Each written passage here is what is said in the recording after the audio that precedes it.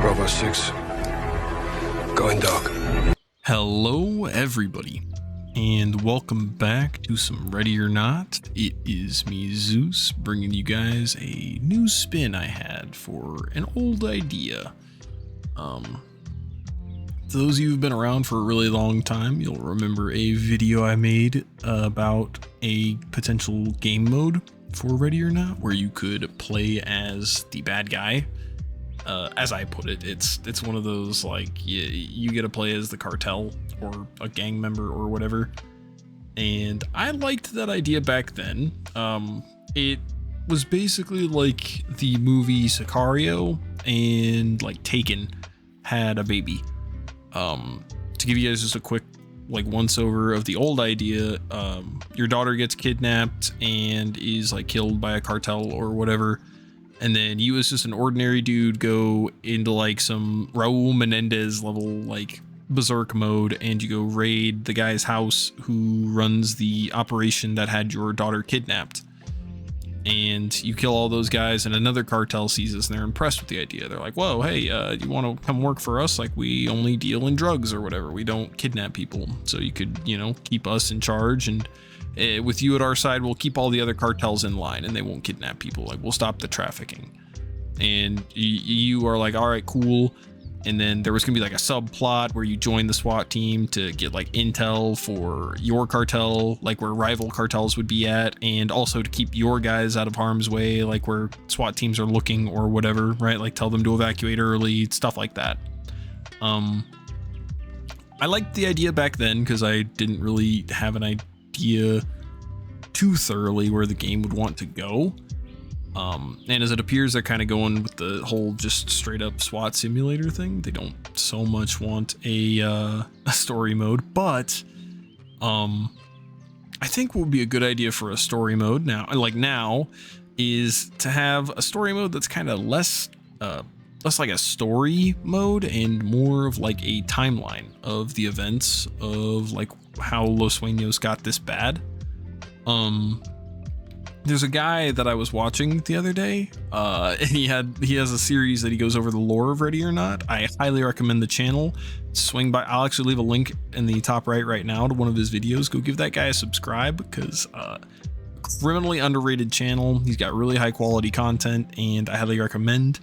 And while you're out there, I make Ready or Not content a lot, so if you guys would want to see more of that stuff, you can subscribe to me as well. If you guys like this kind of content, I mean, I'd appreciate a like on the video and all that stuff, but my shilling out of the way.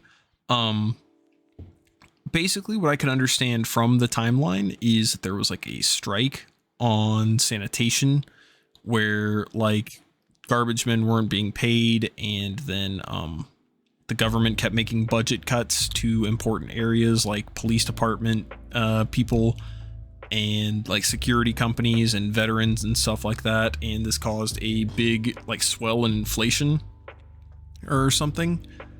And basically, yeah, nobody really had anything to do except for this company called MINDJOT, which they basically are like a cyber security company to my knowledge, and they basically turn into like the Atlas Corporation, or what's another one?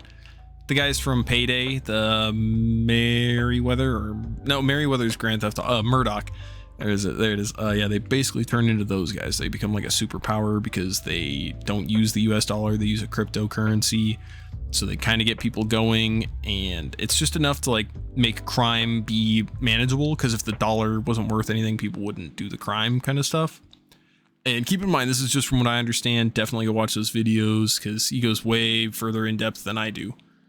But what this basically does is it creates a whole bunch of like factions of people that are just trying to survive. Like you have the Left Behind, which are the veterans who are super against the budget cuts, and this will actually show in like their targets and things like that they do. They're mostly focused on like political people, senators, stuff like that, actually in the level Idas of March or something like that. That's why they're there, is they're basically just there to assassinate a senator for the budget cuts. You have the terrorist group, the Hand, which they're responsible for the nightclub and the hospital. And basically they're just going for mass casualty events and trying to, you know, kick the US while they're down, basically. And it's kind of a cool idea.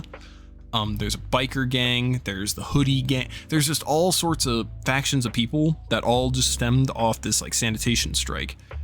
So I think what would be really cool would just be some like overarching like timeline, basically show like when Los Sueños was decent, and then like the next event, because these all take place at different times. For example, this level, the MINDJOT, it takes place sometime in April of 2022.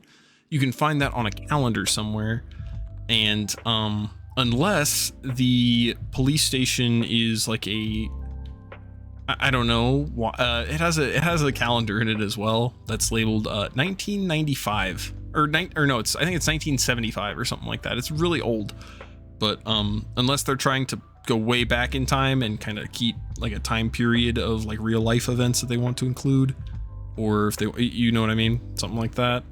Unless they're trying to do something like that, I don't understand.